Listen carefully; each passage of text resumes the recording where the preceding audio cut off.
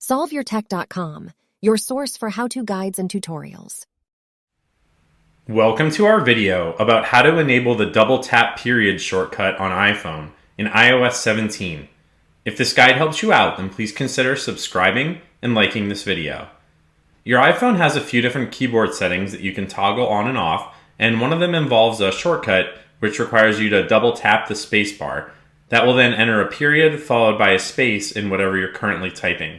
You can enable this setting by opening the Settings app, scrolling down, and selecting the General option. You can then choose Keyboard from this menu, and then you can scroll down, and you just need to find the quotation mark period, quotation mark shortcut button, and then make sure that it's turned on. When it looks like that, that means that the double tap period shortcut is enabled.